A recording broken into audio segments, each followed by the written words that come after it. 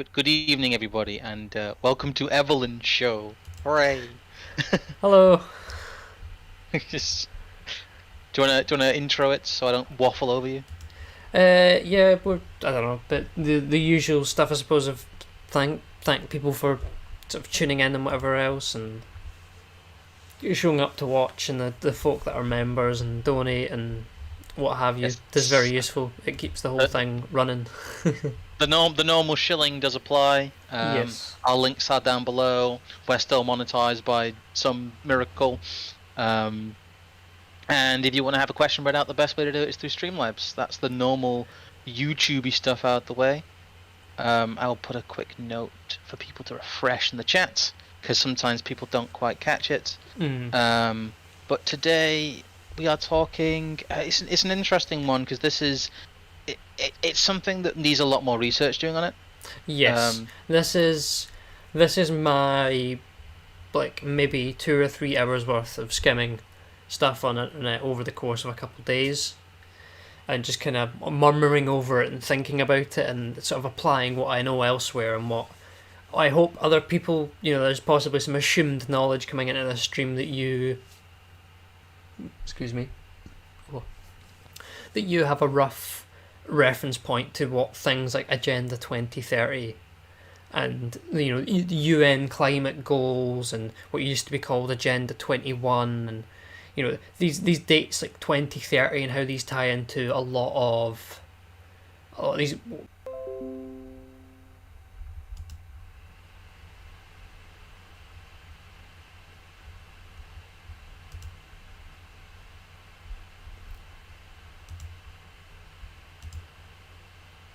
there we go. Sorry, I think I dropped out for a second there.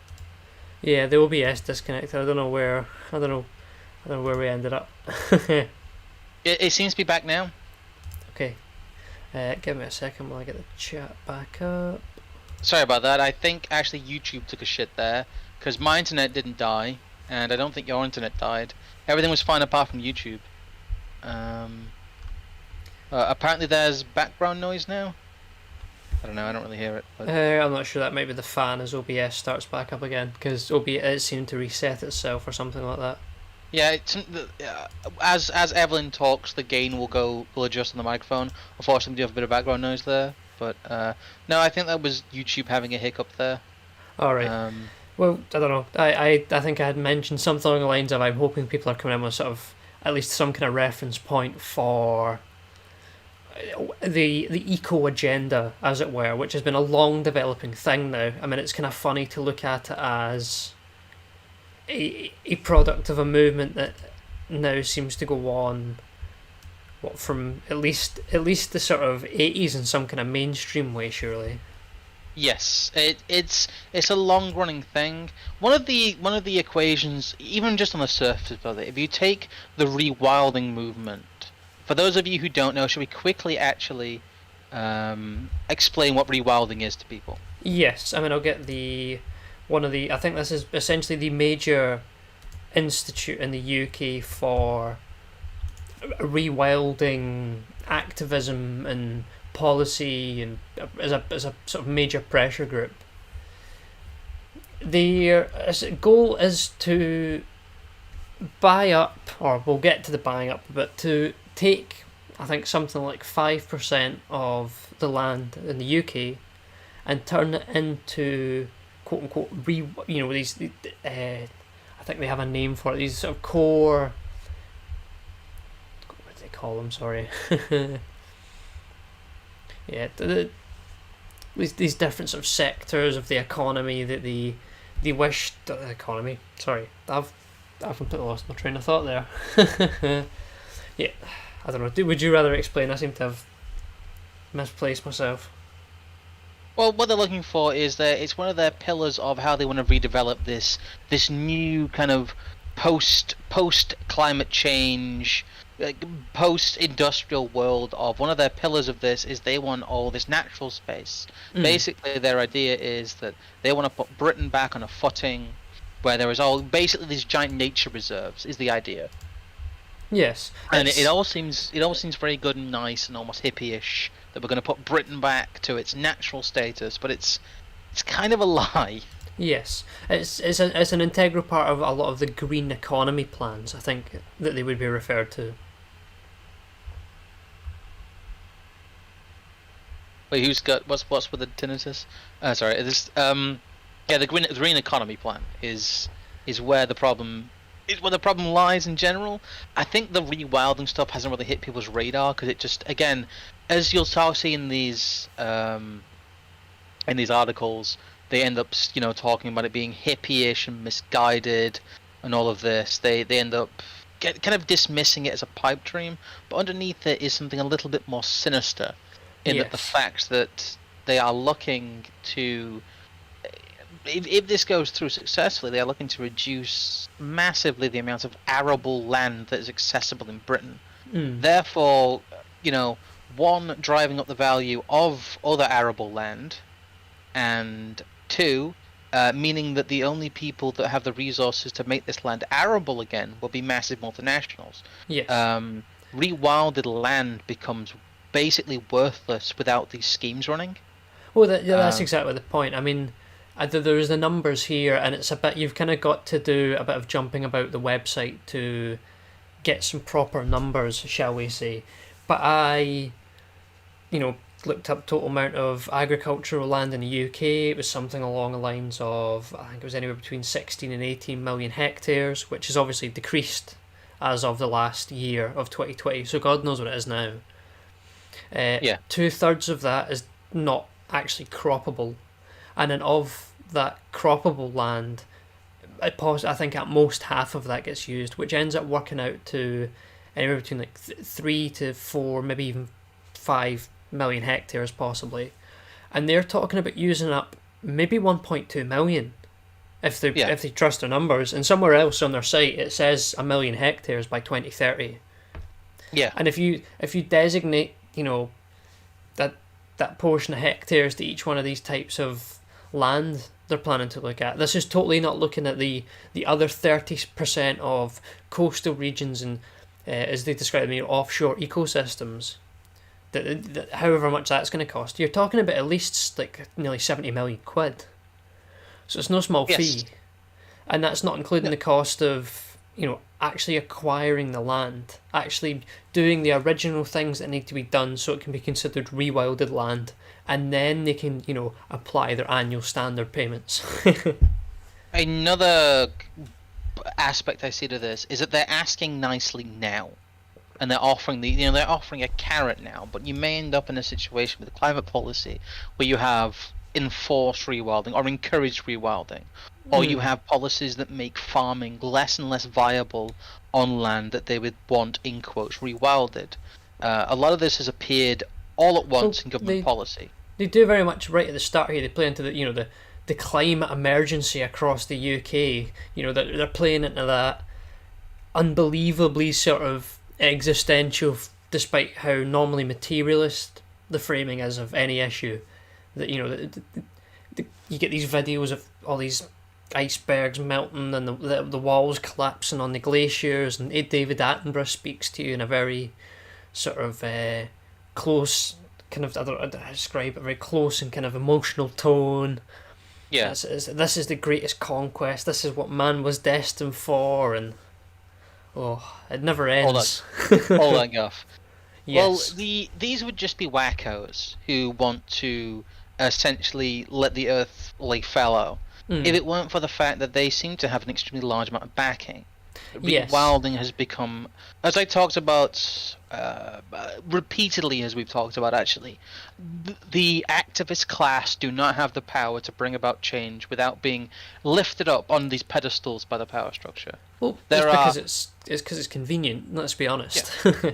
There are thousands of causes you will never hear about that, hundreds of thousands of people may passionately believe in, but, the power structure just doesn't care.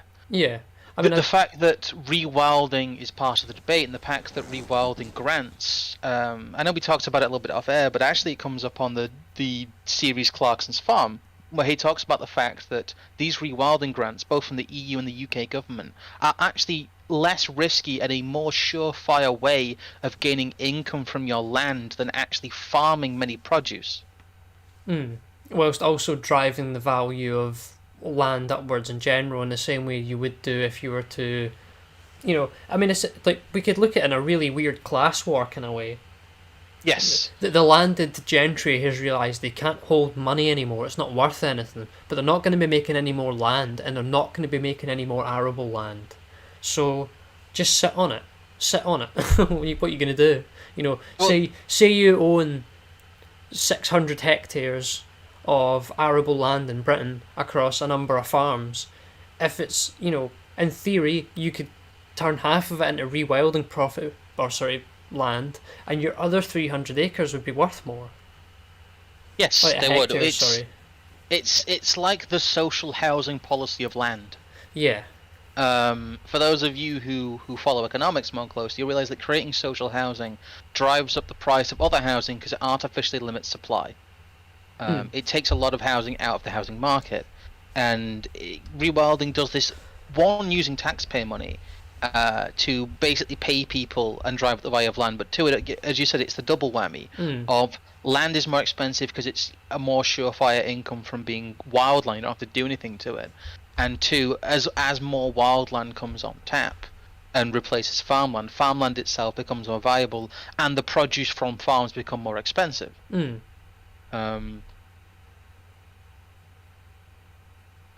Well, the rewilding stuff he was talking about was the fact that if he was to literally just abandon the farm whilst owning the land, not even crop rotation, it would have to be permanent rewilding. Yeah. He's not talking about land recovery.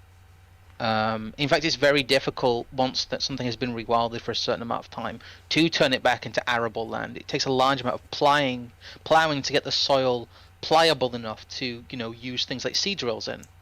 But that's why farmland takes so much maintenance. To come back to that very simple sort of quantitative economic question, though, it then becomes no wonder why the main backer for this specific organisation is, I can't quite remember the name of it now, but if you dig around on their website and you look for their backers, their top backer is some hedge fund in London that manages £27.6 billion worth of assets, which isn't BlackRock by any means, but it's also not nothing. No, and it also could be a lot of these independent hedge funds are offshoots of larger entities. They'll be underwritten by, say, Deutsche Bank. Oh, no, I well understand that. That's again one of those things I'm kind of assuming the people coming into this are aware of, is that, this is just a front for another UN group, that's just a front for a different group, who are essentially all a big think tank of people that meet at like the World Bank or the IMF. Yeah, this is a registered charity as well, which is how a lot of this stuff is cleared. But yeah, you are correct. If you could dig out the name of that would be great. But they are backed by you said it was like £27 billion hedge fund, which is quite a lot. That's trustees. Where was it? I don't know. I had to kind of our funding. There we go. It's in a sub menu. Tricky. There you go. Artemis Foundation. The Artemis Foundation. Yes, you've got the Artemis Foundation website. Oh no! The Artemis Foundation. I've got some cookie nonsense. I'm afraid I'm gonna have to close that. But it is there. You can look them up, and you will find that they manage quite a lot of money. And there are other, these foundations, charities. I had a look at some of these. Some of these are just family ones. Some of them are corporate. Some of them are just very clearly like a front for. Yeah, you've got NGOs and charities that are basically feeding NGOs and charities. The money becomes very circular. This is what I explain to people about things like Extinction Rebellion and Insulate Britain and all those people, that their sources of funding are relatively opaque. But what we can tell is that most of the people who end up, in these places, who end up at the becoming professional activists, are employed by these NGOs or these universities. Yeah. And that's how they all make their money. And they all come. I was going to say, what they do is they appeal to a higher racket of public service agent. So there's a sort of, you'll notice as well as we get into the articles, and not necessarily the institutes, that a lot of this stuff all seems to just kind of come out of nowhere and a popularization in about the middle of last year. But there's this Julia Davis sold her share of some massive outdoor equipment company, entrepreneur, lawyer, up to all sorts of stuff. Turns out she's got £4 million to lend to the Wildlife Trust to acquire ownership and create a nature park and 170 hectares of fields and meadows that surrounded a farm. Yes. Sorry, I'm just looking at all of this. There's so many foundations here, and there's other charitable organizations. Yeah, they're funded by other charitable trusts, and the vast majority of their funding, though, comes from these quote unquote foundations, these other foundations that circularly fund each other. Sorry, you were saying about the all these hectares of land.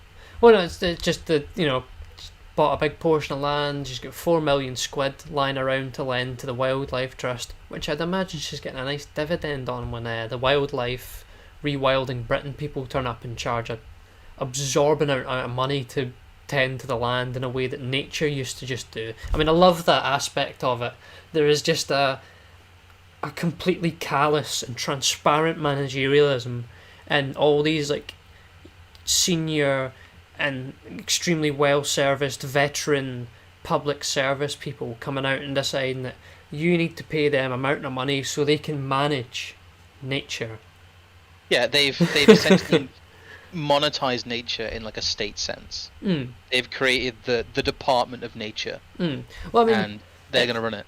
It's not quite the same framing in this, but no. In some of the other ones, especially in the foundation documents, I mean, it's obvious that they're going to play that framing, but not one of them at any point challenges the fact that there are other means for government money to be spent on, which is the fundamental lesson Hazlitt's trying to teach in economic. It's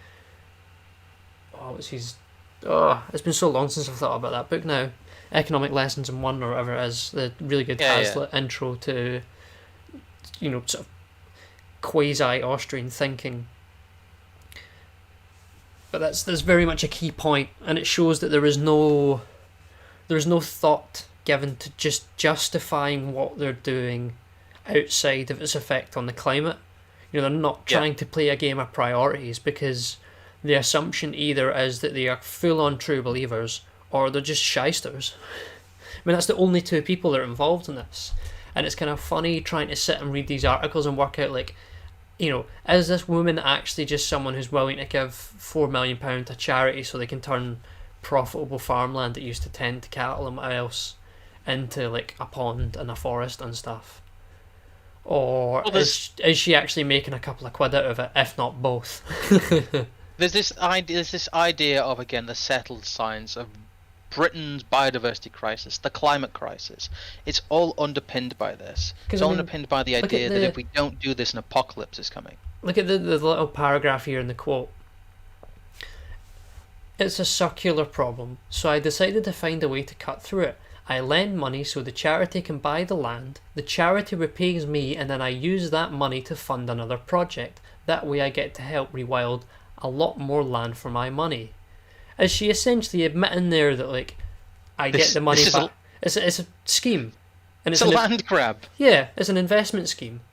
It's an investment scam in which she obtains land by lending money to a charity that then leverages its amount of rewilded land against government fund. Holy shit! Yeah, she's just saying it's not a circular problem. It's a circular scheme. Yeah, no, she'll get her original money back and probably a dividend every year. Yeah. You're probably talking. Well, she's saying, that way I can buy more land. She's basically saying the government is in a roundabout way giving me money to buy up land and sit on it. Yeah, I mean, what we can do as well is we can move on to the next piece that's here, because otherwise we'll start getting angry about this woman. Yes.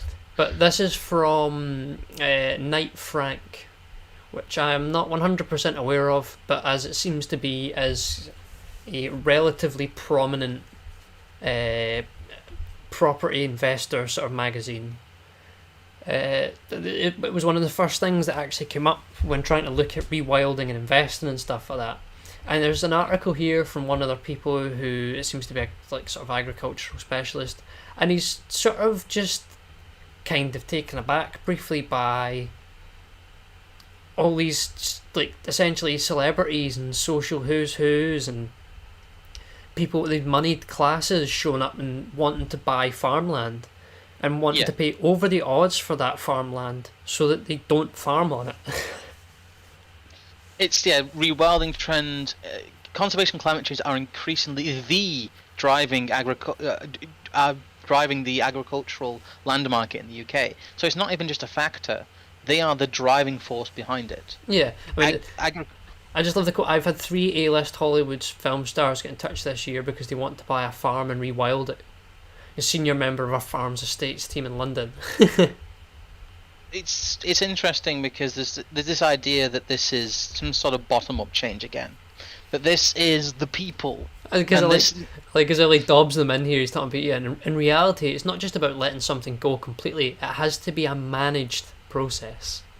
Yes, it does. And what it's also basically saying is that this land is becoming like the fantasy wild earth plaything of these rich people in some ways too. That they, even if their motive isn't just to acquire land and drive up the price of land, because some investment firm somewhere will have clocked this. They'll be telling people to do this not merely as a performative thing, but as a scam, essentially. Someone somewhere has sussed this, because it is a circular process. You buy land, you receive grant from the government, and these NGOs manage it for you. You quote unquote buy the land by lending the money to the NGO. The NGO pays you back more than you put in. You still have the land. They are just quote unquote managing it to rewild it, and the cycle continues.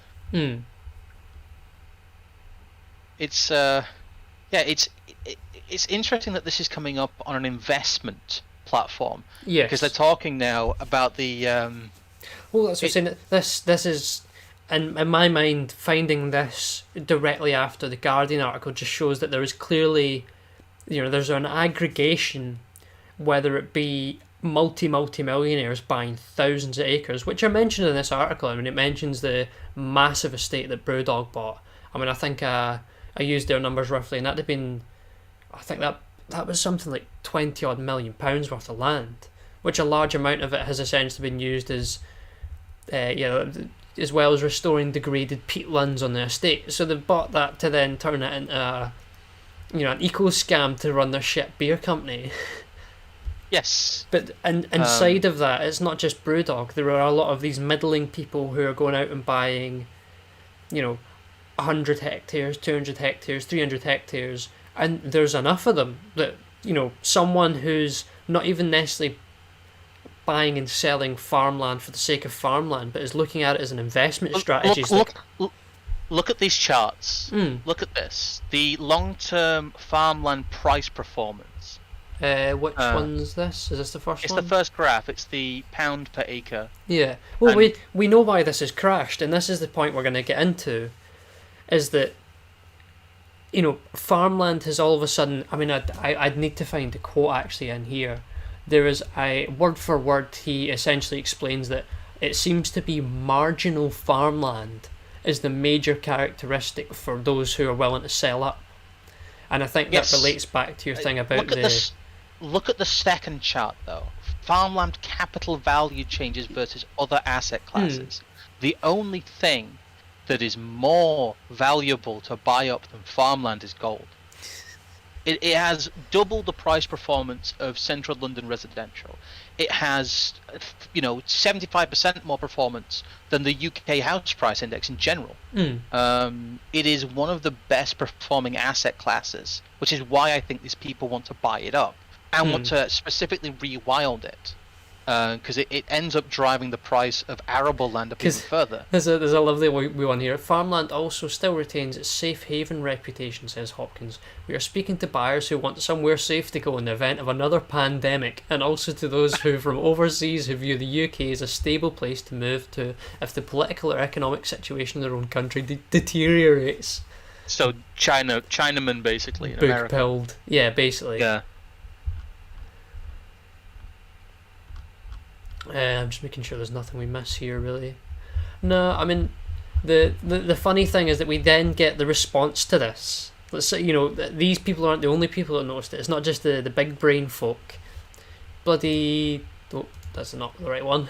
Well, Bloody this- Monty Don Yeah. of Gardener's World fame is ranting about, how Rewilding is only for toffs. He talks about 2030. He says 300,000 hectares, but I'm going to presume this article is possibly slightly older.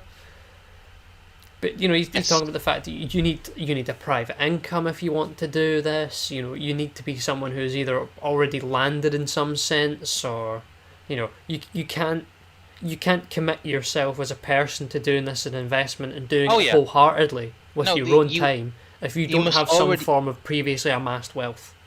You must be an elite. Yes. You must already be a moneyed elite for this to make sense. So what they are doing is they are funneling money into their own pockets through these public schemes, through making rewilding in quotes economically viable.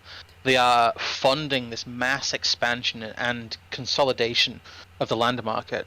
If you look, the Intelligence Lab article is actually a gold mine, because if you look at the farmland supply, is this one of the bottom graphs? Oh no, sorry, it's the third one. Yeah, it's the third one. If you look at the farmland supply in acres from 2000 to 2021, it is insane.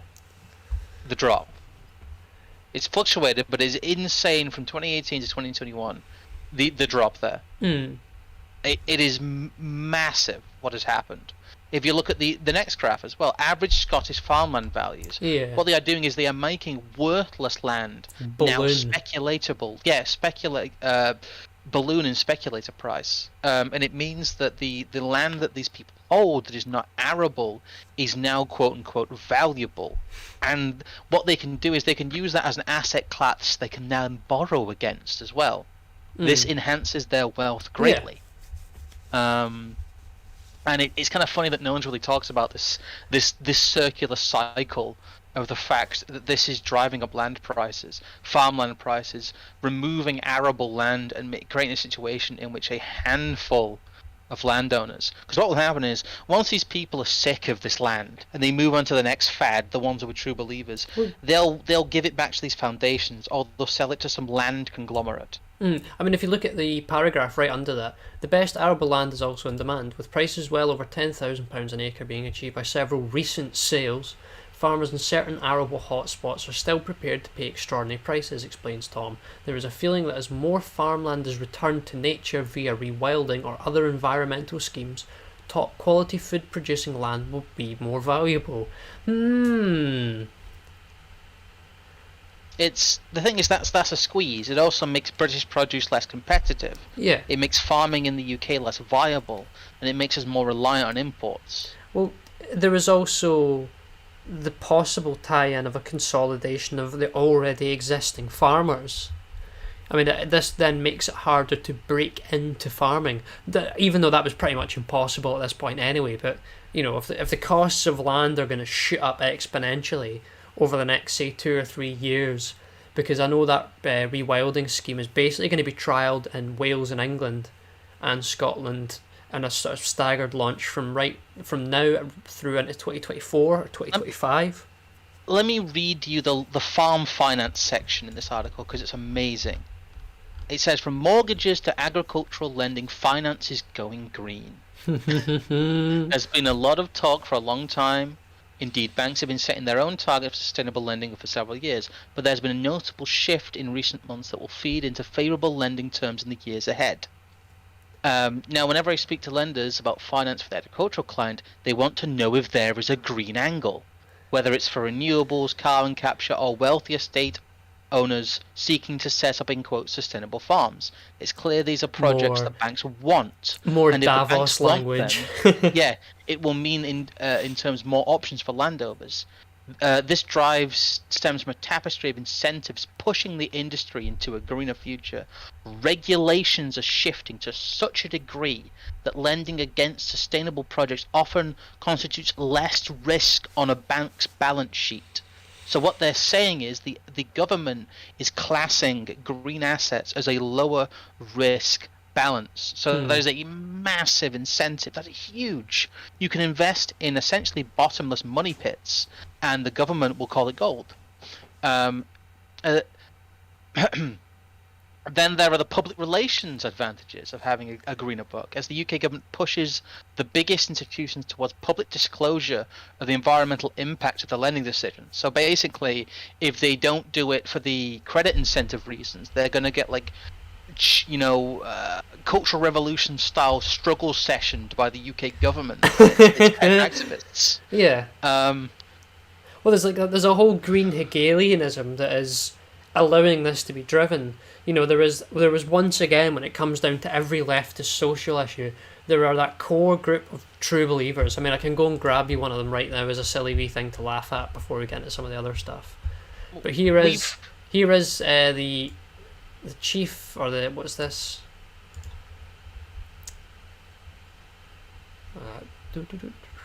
Aye.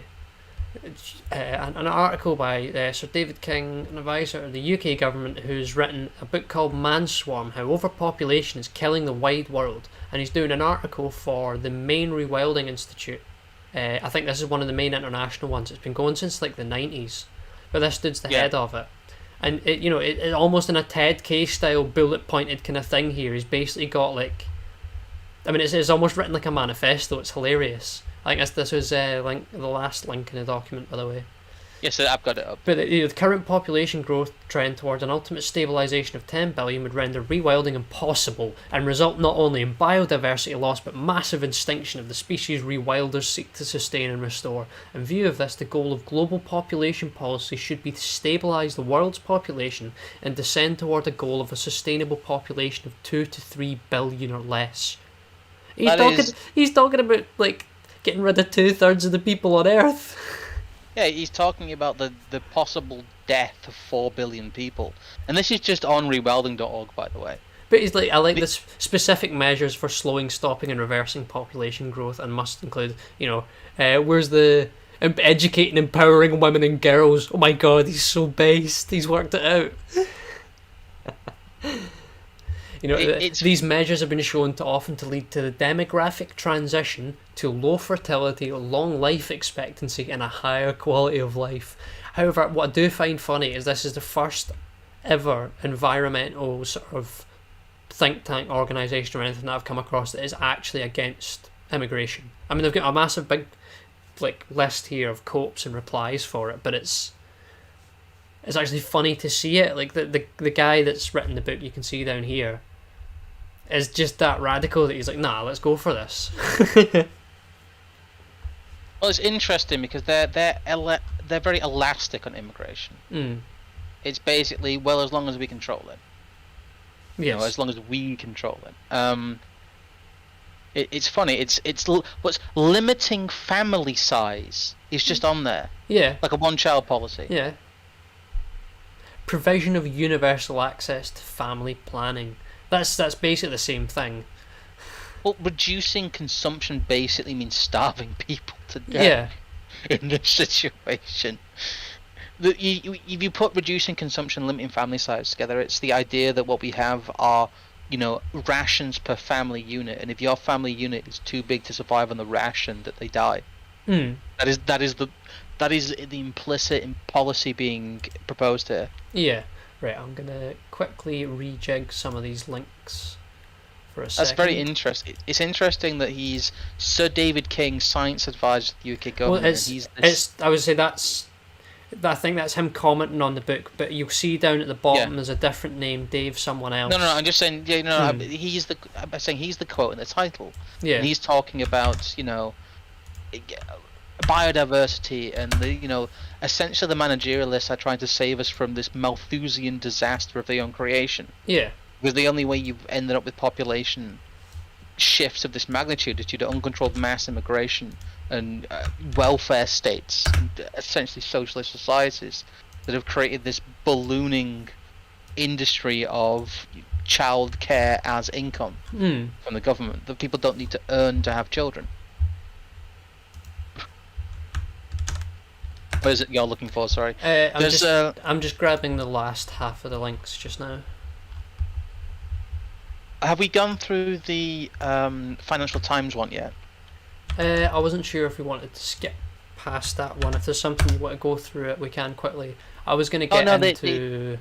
it's funny. It just says rewilding is not just for private landowners. Yes. And they're basically talking about like these community, basically talking about rewilding public land in many ways. Well, sorry, I will grab this one actually because I think.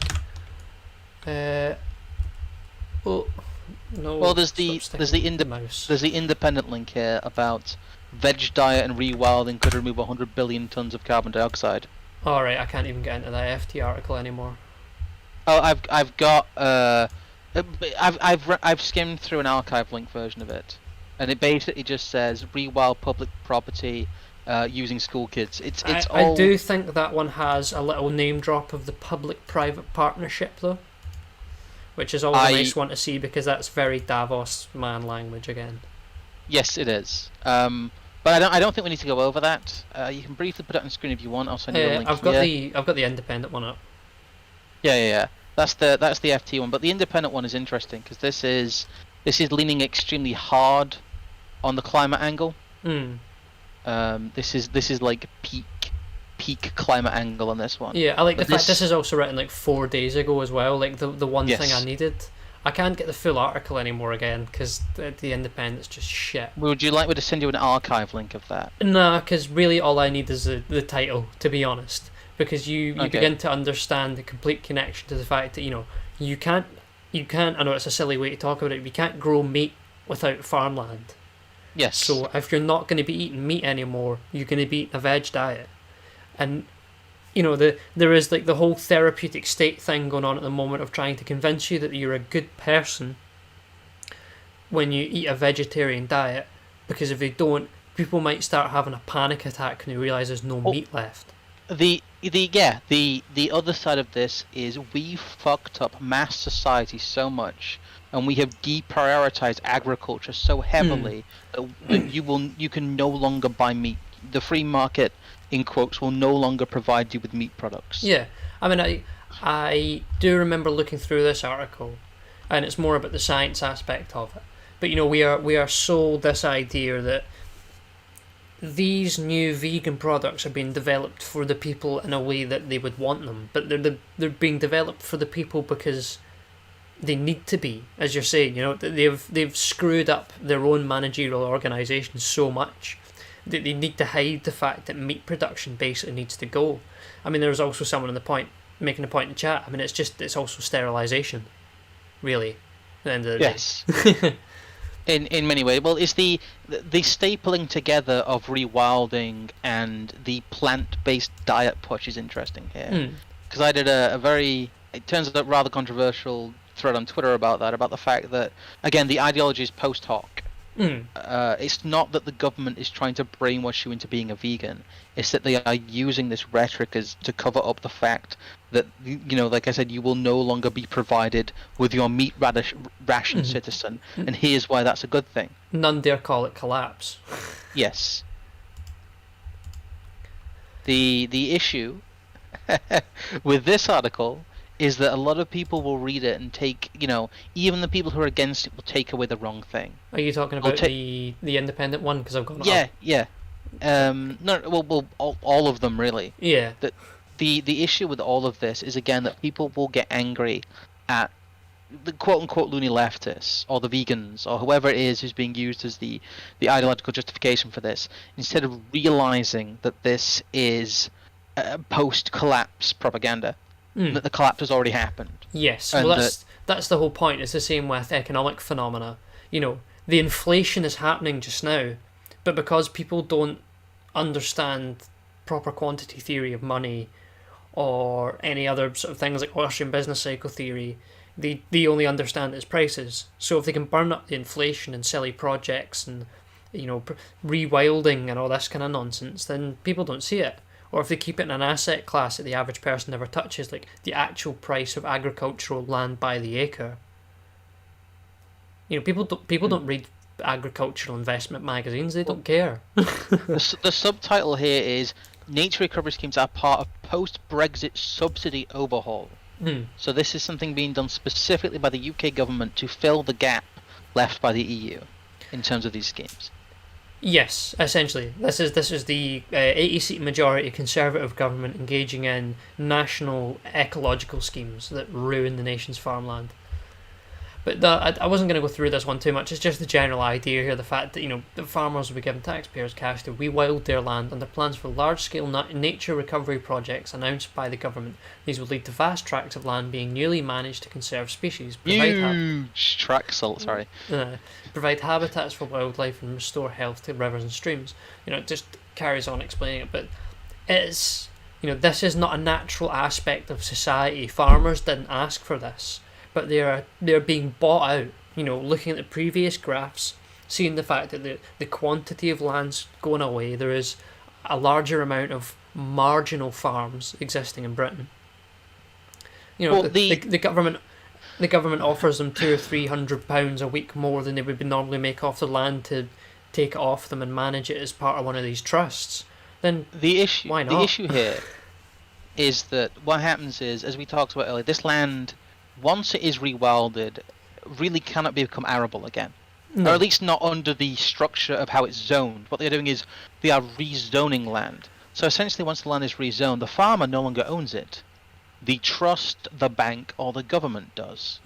So what this is functioning as is a mass transfer of land from small farmers into the hands of celebrities and NGOs, and then eventually into the hands of the government. Yeah, well, into the hands of hedge funds. Yes. Into the hands of the people that hold the pensions and all that kind of stuff.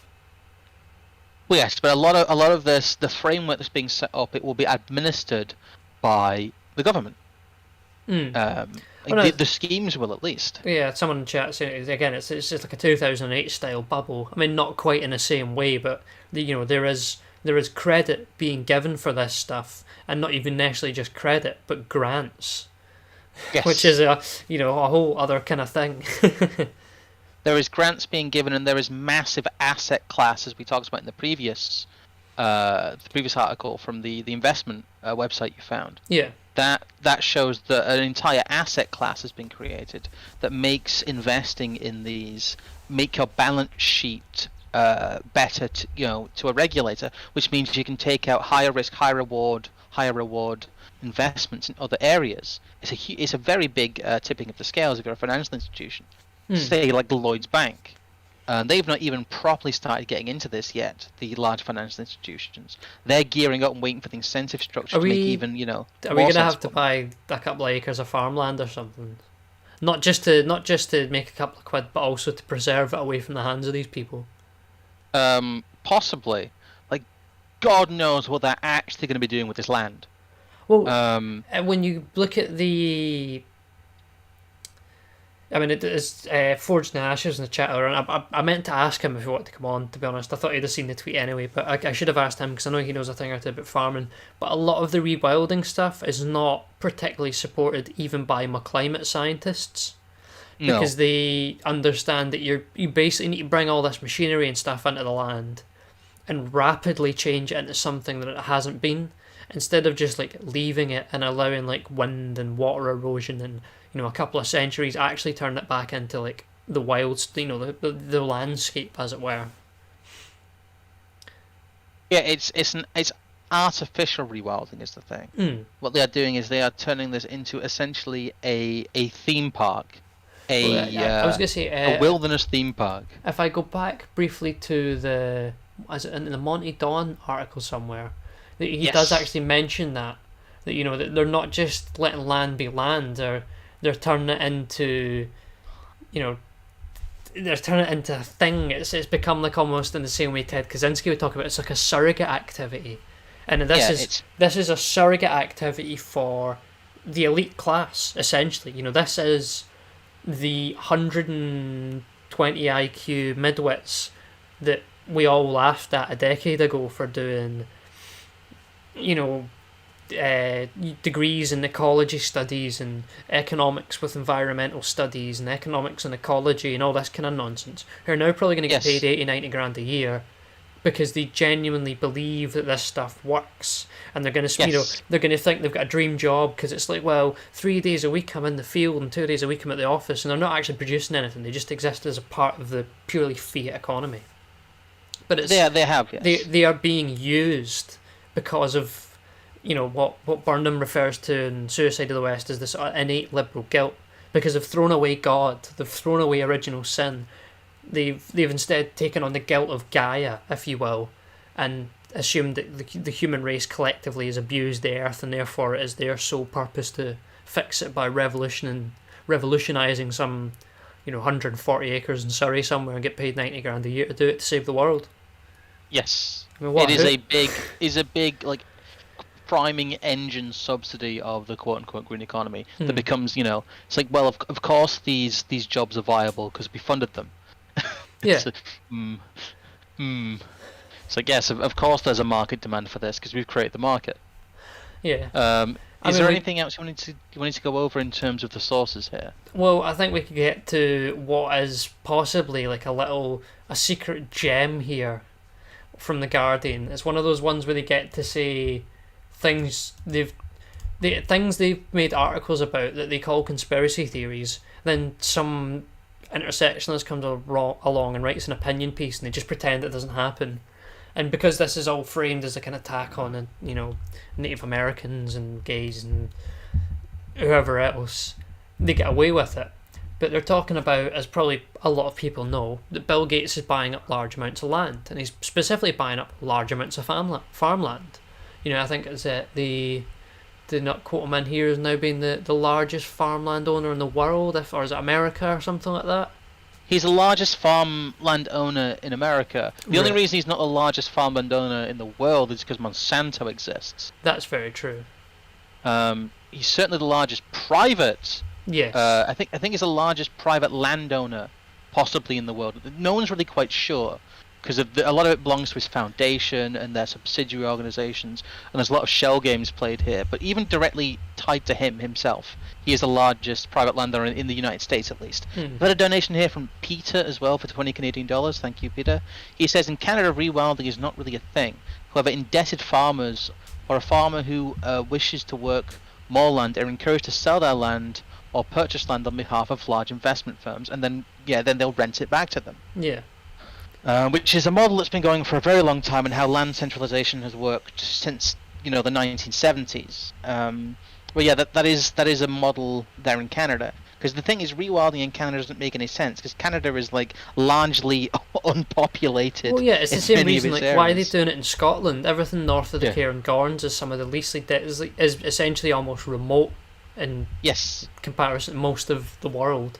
No, I mean there is a lot of nonsense in this article about the indigenous peoples and the natives and blah blah blah. But there is just some fantastic stuff that's thrown in here that's, it's like pure commie rhetoric, but they're kind of not wrong. The gun and the whip may not accompany land acquisitions this time around, but billionaire class assertions that they are philosopher kings and climate conscious investors who know better than the original caretakers are little more than ruses for what amounts to a 21st century land grab, with big payouts and a for-profit economy seeking green solutions. Our era is dominated by the ultra-rich, the climate crisis, and a burgeoning green capitalism. And Bill Gates' new book, How to Avoid a Climate Disaster, positions himself as a thought leader on how to stop putting greenhouse gases into the atmosphere and how to fund what he calls elsewhere a global green revolution to help poor farmers mitigate climate change. What expertise in climate science or agriculture Gates possesses beyond being filthy rich is anyone's guess. I mean, they're going to start calling the eco movement a bourgeois revolution. I mean, they might not do it now, but they'll do it in like 3 or 4 decades time. But they will do. I'm calling it that now. It's a bourgeois revolution.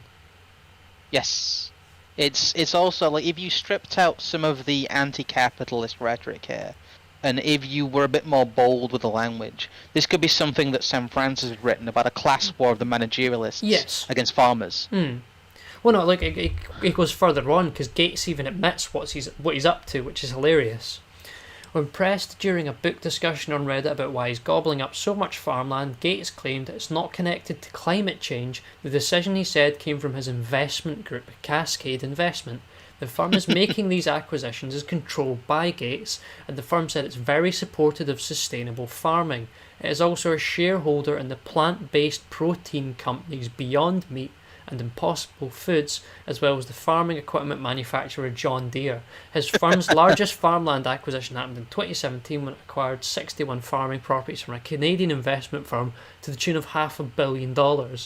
I mean, he's playing both sides of the coin. He's making money out of the racket of buying up farmland and a massive land grab, but he's also making a fortune off of growing fake meat so that the limited farmland's products, they're essentially outcompeted by this fake product that no one actually wants. Yeah, it's a cheap substitute, and he's trying to... Well, essentially what's happening is that these people are trying to make the meat market even more unviable, because they've seen the way that the wind is shifting because of mismanagement, and they're trying to capitalize on it while it's collapsing. Well, the article just continues on. The arable land is not just profitable, there's a more cynical calculation. Investment firms are making the argument farmlands will meet carbon neutral targets for sustainable investment portfolio's. What a phrase. This is the same thing that we just talked about. While anticipating an increase of agricultural productivity and revenue, and while Bill Gates frets about eating cheeseburgers in his book for the amount of greenhouse gases the meat industry produces largely for the consumption of rich countries, his massive carbon footprint has little to do with his personal diet and is not forgivable by simply buying more land to sequester more carbon. I mean, this is very true. I mean, these are the people who are getting... I mean, there's more stuff in this article about biodiversity and what have you, indigenous people, but if carbon credits are the new economy and you need land to leverage against your carbon credits because you're using the land to, in theory, take carbon out of the atmosphere, then he's getting in on the game before it started. Yes, a lot of these people are. That's the thing, that if the carbon economy, if the carbon credit score is going to be a thing, then they are getting out ahead of the game and positioning themselves as the kings. Yeah. Whilst also gobbling up the last elements of meat. I mean, it's Bill Gates is being almost like a statesman here in the way that Wyndham Lewis described what the active statement were. It is imposing socialist measures on the one hand, whilst the other hand you're attending some speech about the dangers of socialism. It's completely playing both sides to your advantage solely. Yes, it is. It's again, the future we talked about was going to happen is one in which these people are essentially having some sort of hunter-gatherer LARP on their massive rewilded estates. Yeah, well, as you say, we'll get to that. There's one last Reuters thing I want to look at. Sure. Which is it's Bill Gates talking at... I realise this is probably not going to be the best crop on the OBS thing. Sorry, it's just the format because it's a Reuters post. It looks crap. But it's essentially Bill Gates talking about investing something along the lines of, what was it? Oh, I had the number somewhere at some point. Is it in the billions? No, but I think it's something along the lines of, the Gates Foundation will invest $40 million in projects to develop livestock vaccines and make them accessible to the poorest small-scale farmers across Africa and South Asia through the Global Alliance for Livestock Veterinary Medicines, a public-private partnership based in Edinburgh. That's just a bunch of maniacal bastards sitting in an office in Edinburgh, praising Gaia and Moloch, and then deciding that they're going to make all the African people starve to death by giving their fucking cows herpes or some shit. It does seem like another method for agriculture dependence. It's very Monsanto, your crops no longer make seeds. Yeah. I mean, how is that nothing but sheer evil? I mean, given what's said, and if you know what Bill Gates talks about, and if you know what he's discussed on news articles when he talks about vaccines and what he thinks about public health and all these measures, he's essentially suggesting that he wants to see the world population come down, very much like that guy in the book that's referenced in the American Rewilding Organization. Yes. It would also probably be a push to make unvaccinated animals illegal. Yes. No, entirely. And I think that's already a thing in a lot of places. That is part of the reason why you can't have certain animal or certain meats and stuff like that in butchers and what have you. Yes, they're classed as like a health risk. But what this is ultimately going to boil down to is, if these people truly believe this, if those members of the new emergings of eco elites generally believe this, I think the phrase I've used possibly for, and I know I have around you, is that Zuckerberg's kids will inherit the earth, and it'll be the Garden of Eden, and it'll look like this. It'll look like this picture by Mr. Dees here, who is David Dees, who is an incredibly prophetic man. I mean, I didn't know he discussed this, but as far as I can tell, that's what that is. That is rewilding, essentially described by him, which is the sort of techno-industrial state keeping you out of the perfect wildlands that they've preserved for the very few, the small club. You're not in it. It is like raw schizo posting, but it is also what's happening now. Yeah, I mean that is when I bumped into that investment article.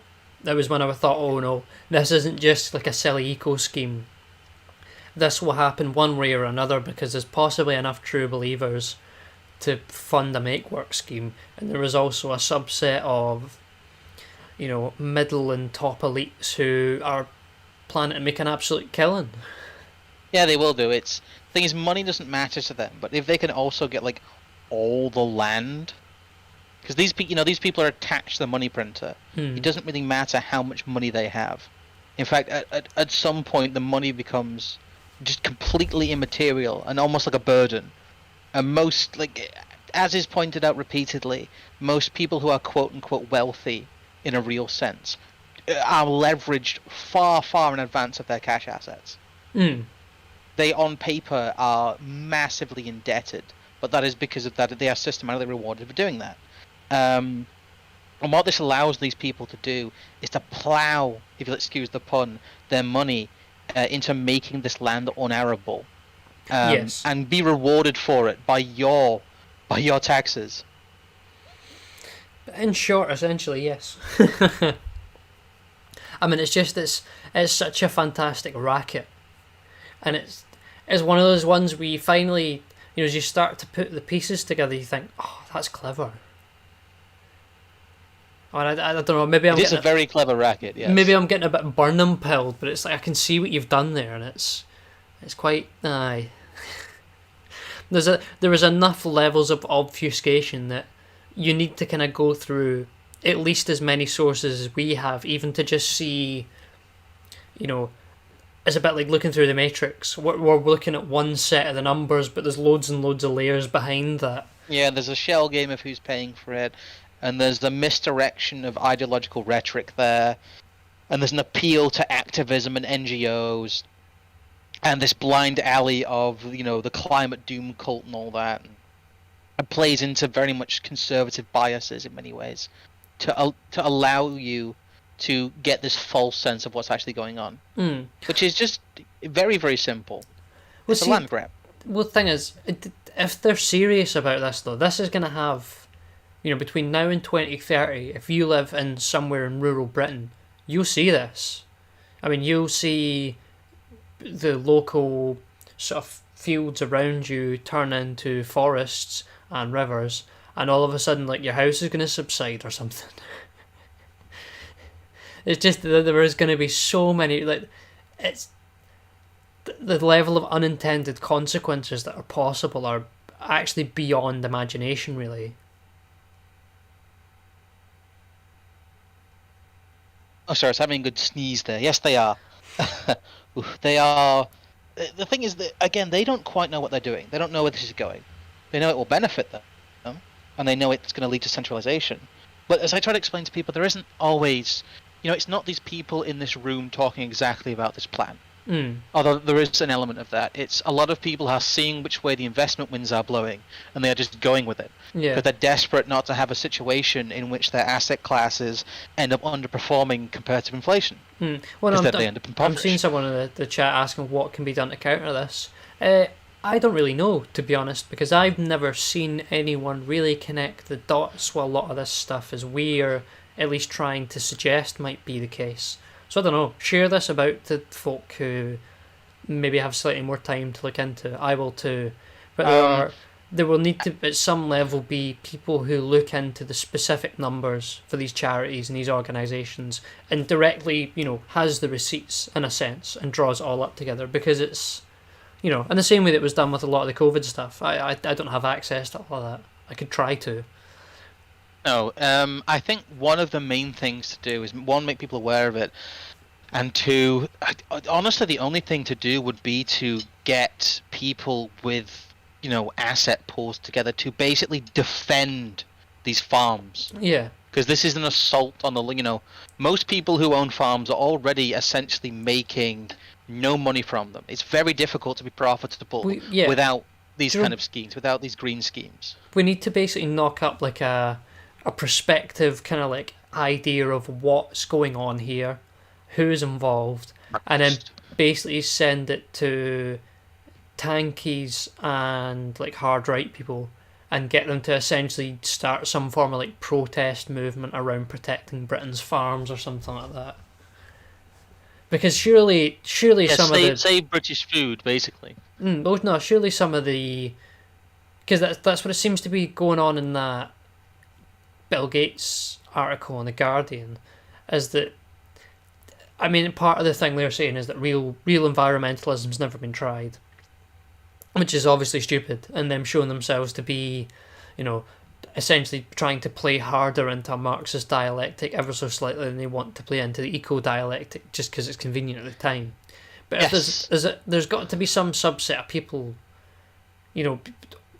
that's a, I don't know, cringe thing to appeal to, but your Tony Benn kind of types. Yeah. Old British Labour Union types. They surely have got to be somewhat worried about this stuff happening. Maybe they just don't know. I think it's a lot of them just don't know. That's the problem. I've been trying to connect with these people, and honestly, in some of the circles I've been in, I may or may not re-engage with them in future, but there is a depressing lack of people who possibly wouldn't turn you in. Is the issue. Once you start talking to establishment types, it may not be them, but it might be the people around them. You start to realize that you're probably at risk if you discuss too much with these people. Not even just like a Fed posting sense, but even just like getting across these useful ideas. If these reach the wrong ears at the wrong time, then things start getting bad, or they start to realize what's going on. No, that's true. Maybe this is just one of those things that we're too late on.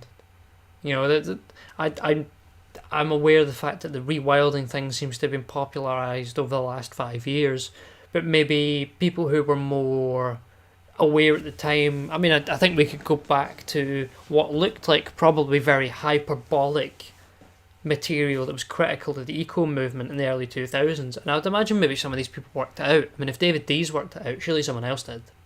Yes.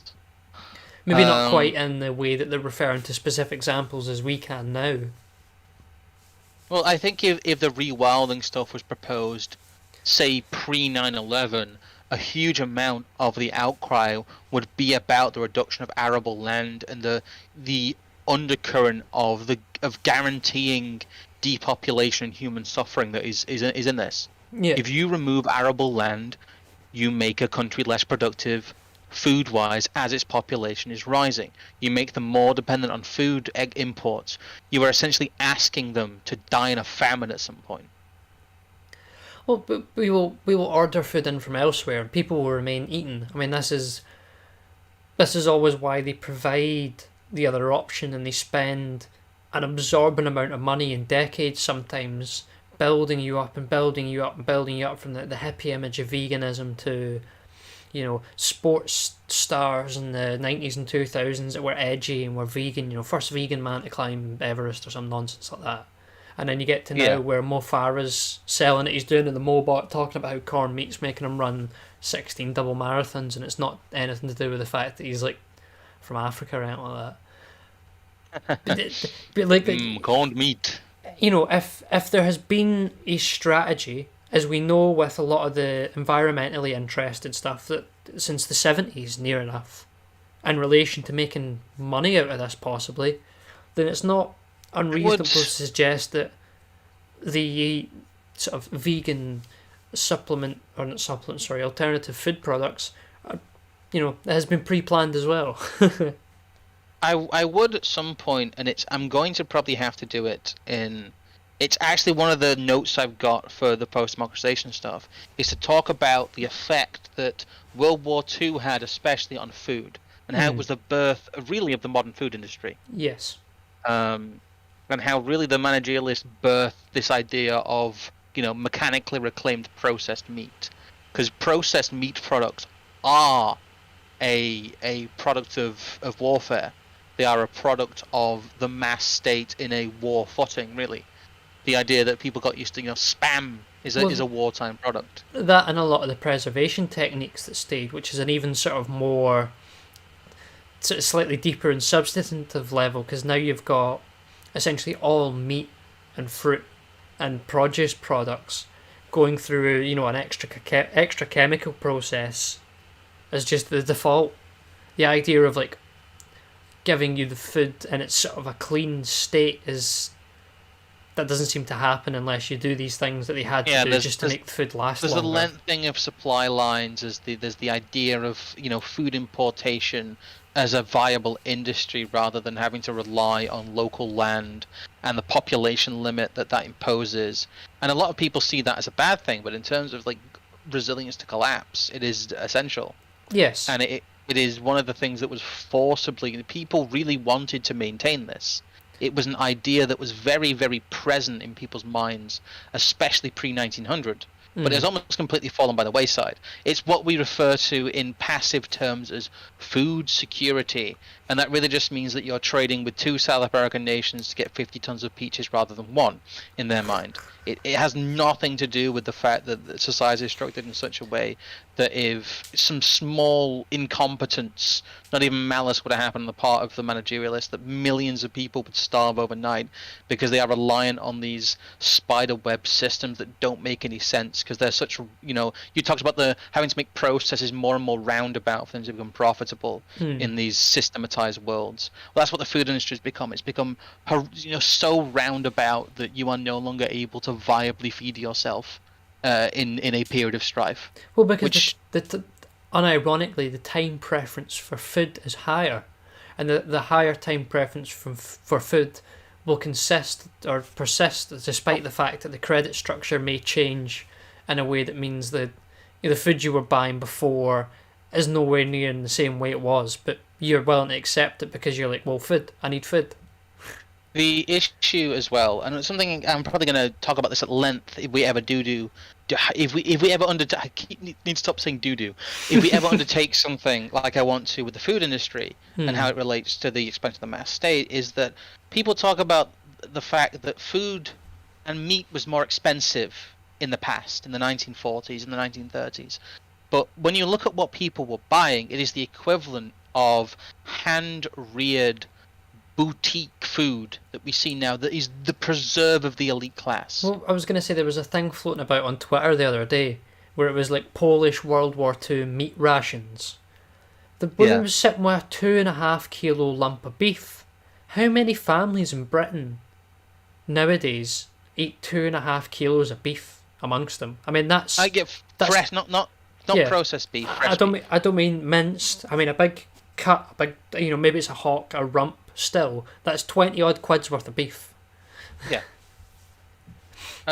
Maybe even, like I said, that'll be hand reared. It won't be chemically farmed. It won't be pumped full of steroids. I think they had something like a kilo and a half of butter as well, and 6 or 8 pints of milk. Again, this would be equivalent of extremely boutique, organic, locally sourced, the produce that you see people buying from farm shops that they pay what you would consider unobtainable prices for. That just used to be people's diet. Well, I mean, even in the sense of, Poland, I can't remember, sorry, it might have been communist rations, not World War II rations, sort of the brief period of communist Poland or whatever. It was the rations given to you by the government quantified that, and that people nowadays don't even consider that as a component of their diet, because through education, as is always the trick, they've been taught that all sorts of just dietitian related nonsense, in short. Yeah, it's very red meat gives you cancer, and eat this, it's low fat. But the wider issue is that this is a just one in a long line of like degradation of the normal farmer, and to the normal consumer, into a state where he has to eat the bugs. But entirely, it all comes hand in hand, and it is always so. It's always so sort of blunt object when you begin to look at it in the way that we have. I mean, I think that's to go back to the image we've got in front of us. The reason why there's a big robot pointer gun is because it's just such a blunt instrument of policy to engineer society in the way that they want. Because the outcome they need is not you to eat a nutritious diet. You just need to eat enough so that you can go do your 14-hour shift in the Amazon cages. Well, it's also if you look at it in a like theological sense, it is a bastardization of like Eden. The idea that the earth is not meant for man, and that these areas need to be devoid of the men. Well, see, or devoid of at least the common man. There's almost like going right into a really sort of Hegelian notion of no one owns it, quote unquote. No one owns it. The public owns it, and is this last great thing to be done with the lands of the earth, is to do this so that the people may thrive on it. But the people in that terminology there, as it always means, is some high level of society who get to enjoy the luxuries that no one else does. It's reverse Lockean homesteading. Mm-hmm. What they are doing is they are unhomesteading the land, while simultaneously reappropriating it from its original appropriators to an elite class. Are we going to get to 2030 and they're going to EMP us and be like, right, troops, round 2, here we go. Basically.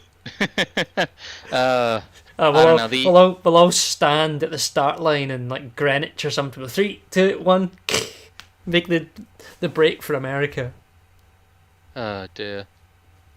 But it's in like in the sense that Eben classical liberals see this flawed idea of perfect man in nature, which is fixed by a lot of the kind of Hoppian idea of natural rights and natural law being different.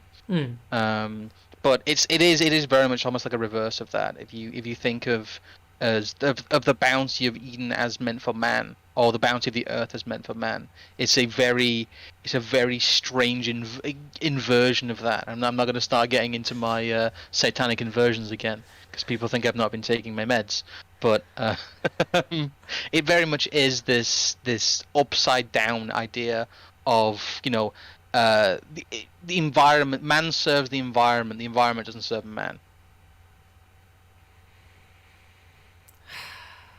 Well, see, I think it already partially really exists in a lot of like UN and EU directive law that doesn't really exist, only exists when they need to invoke it, sort of stuff. But I think that the right to a clean environment and things like that they already exist in law. I mean, there was already the precedent, or not the precedent, but there very soon could be the precedent there. Like, if you're not acting in accordance with helping these programs, you are going to become a climate terrorist. Yes. You're going to see false flag climate terrorist attacks that allow the rewilding movement to mainstream itself. Or you'll just get the same social pressuring rhetoric you do with the unvaccinated. GCHQ's at the door. Was that a knock on the door? No, I was joking. Alright, I thought you meant someone was actually knocking. Might be the milkman again. Probably. Well, I don't think we have run out of milk since then, but no, we haven't. Luckily enough, that's why he's never rematerialized. He's gonna come back one day. No one knows what we're talking about, so we should probably end the stream there. Is there anything you want to shill before we do? Not that I'm aware of. I don't know if we have plans for Thursday. I'm kind of busy with appointments and stuff I will be streaming on Thursday, come what may. I might just do a me and Trig slightly more fun stream. We've been very, very, very in-depth with theory recently. I might just do a bit of a more fun community stream with Trig. That's what I was thinking for Thursday. Cool.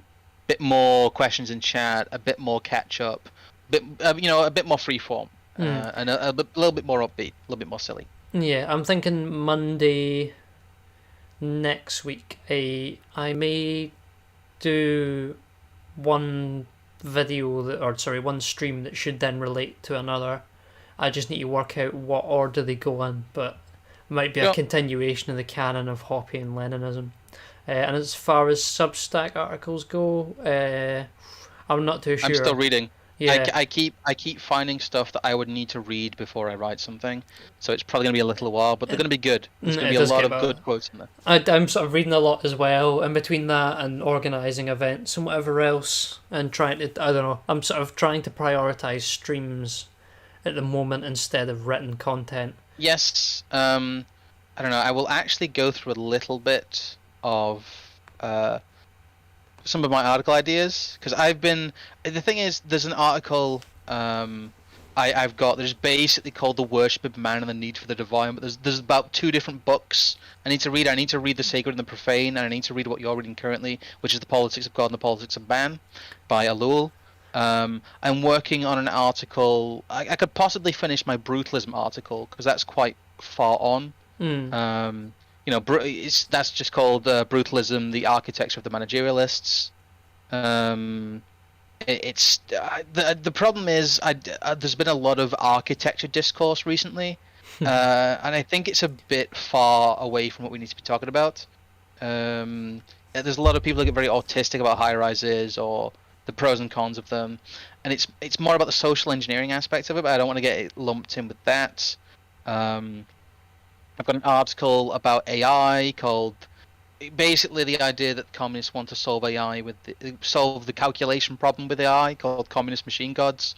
I have an article called What Actually Scares the Elites, which I need to factor in. I think I've got some Schmidt in there and some of Nemesis, but I also want to read more the Juvenile in general before I finish that one.